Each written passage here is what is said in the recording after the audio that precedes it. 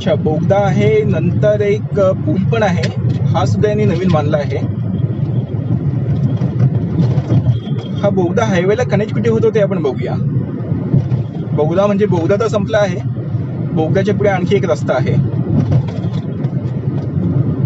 बोगदा 3 ते 3.5 किलोमीटर एवढ्या अंतराचा होता.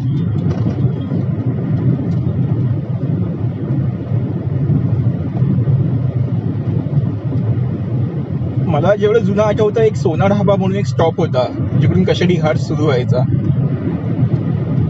आता हा नवीन रस्ता आहे, तो कुठे सुरू होतो ते कळेल आपल्याला.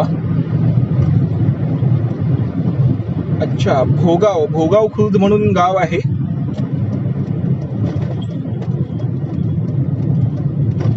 तिकडे हा बोगद्याचा रस्ता, रस्त्याला सुरुवात होते.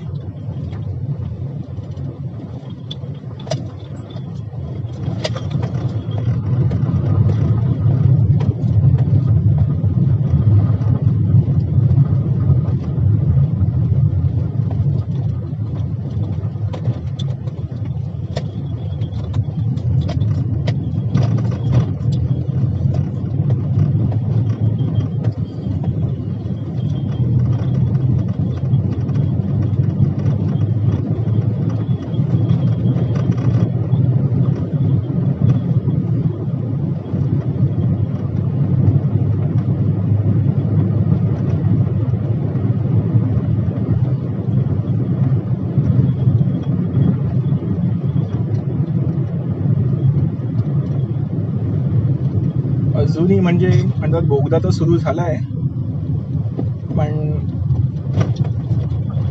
अच्छा, कामगार सांगत आहे आपल्याला डाव्या लेनमध्ये जायला.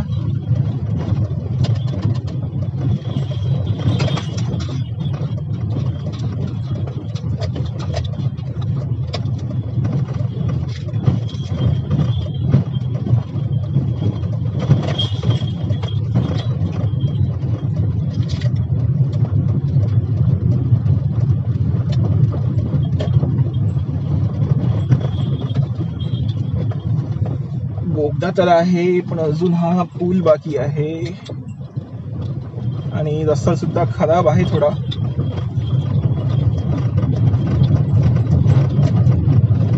गाडी एकदम हळू चालवावी लागते या रस्त्यावर.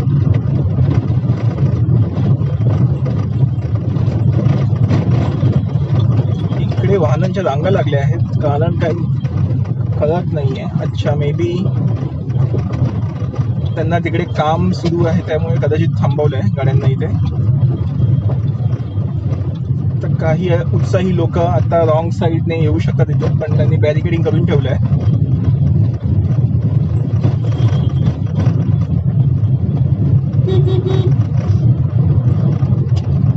कशेडीमध्ये हा इश्यू व्हायचा की हेवी गाड्या असल्याने हेवी गाडीच्या मागे आपल्याला सुद्धा त्यांच्या स्पीडने चालावं लागायचं.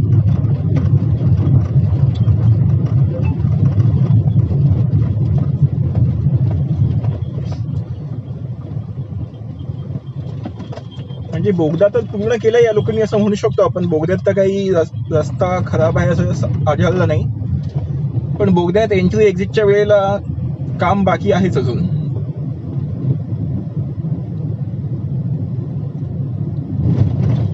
म्हणजे जसं आपण मुंबई पुणे एक्सप्रेस वेवर खंडाळा किंवा लोणावळा या बोगद्यातून जातो तसा अनुभव तर नाही येत आपल्याला. पण ठीक आहे, तेवढा वेळ तर वाचतोय. पाऊण तासाऐवजी आपला प्रवास 10 मिनिटामध्ये संपतोय.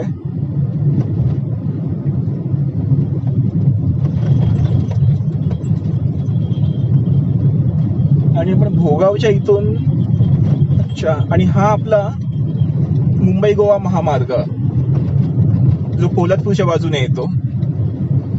एवढं अंतर आपल्याला पार करायला जवळपास पाऊण तास लागायचा, ते आपण मला वाटतं हार्डली 13 ते 14 मिनिटामध्ये पार केलं आहे.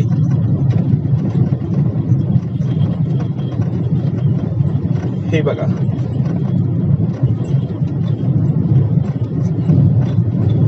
ठीक आहे, लोकांचा पाऊण तास वाचत आहे याच्यामुळे, हे आपण नक्की सांगू शकतो. आणि बोगद्याच्या अलीकडचे आणि पलीकडचे रस्ते सुद्धा चांगले झाले की हा प्रवास आणखी सुखाचा होईल.